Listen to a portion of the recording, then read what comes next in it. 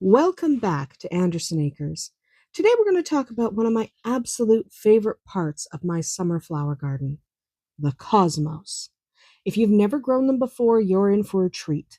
They're graceful, cheerful, and just a little bit wild looking, like the friend who always shows up to brunch in a floppy hat and somehow pulls it off. Cosmos are one of those flowers that seem to dance in the breeze. They have these delicate ferny leaves that makes the plants look soft and airy, and suddenly, bam, out pops a bright daisy-like bloom that looks like it's smiling right at you.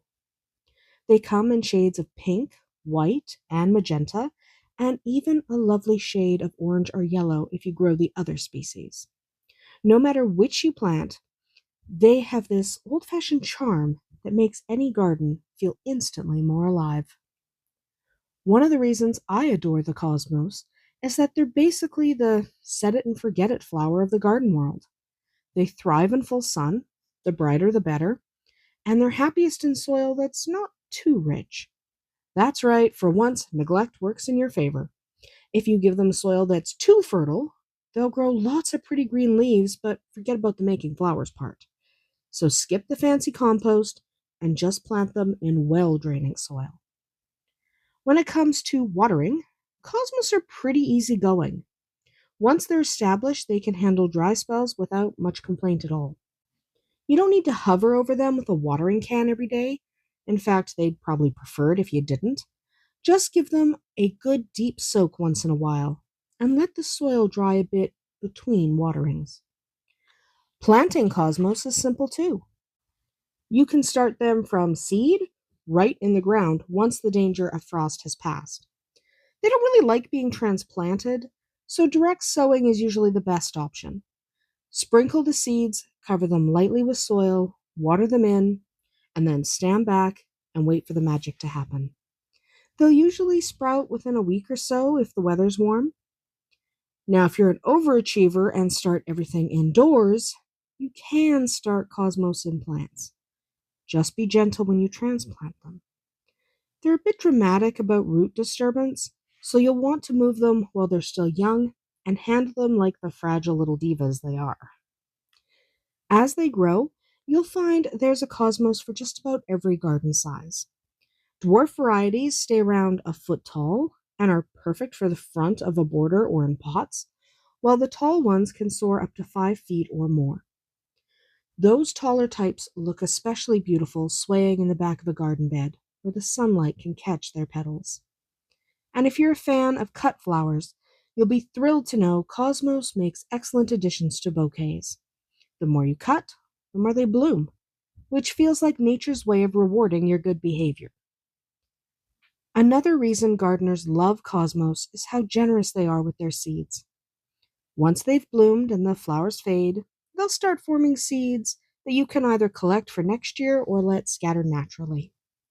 Cosmos are excellent self-sowers, which means you'll probably find them popping up in new spots next spring, like cheerful little volunteers saying, "Hey, remember us?" And then, of course, there's the showstopper of the cosmos family, the chocolate cosmos. This one deserves its own moment of glory. The flowers are a deep, rich maroon, almost black in some light, and yes, they smell a little bit like chocolate. If you've ever wanted your garden to smell like dessert, this is the plant for you.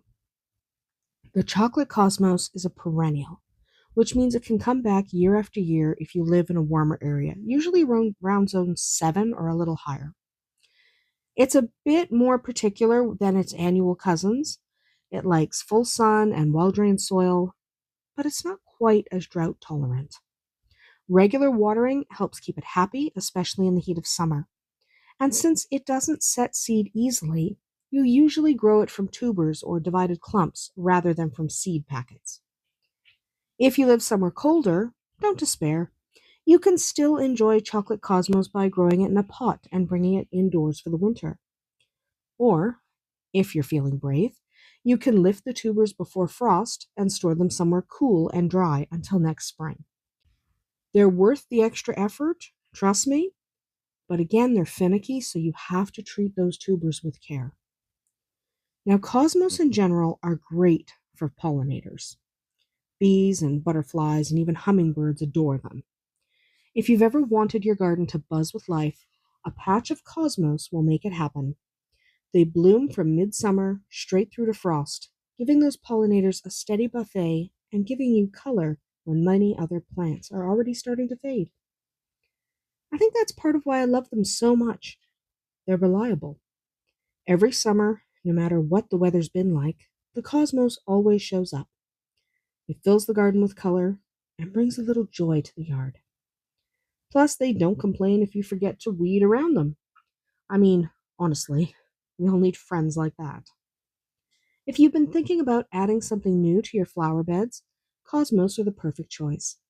Whether you go for the soft pinks and whites of the annual varieties or the deep chocolate tones of the perennial, they'll make your garden look and feel more vibrant. That's about it for us here today at Anderson Acres. Drop a comment below and tell me, have you ever grown cosmos in your garden?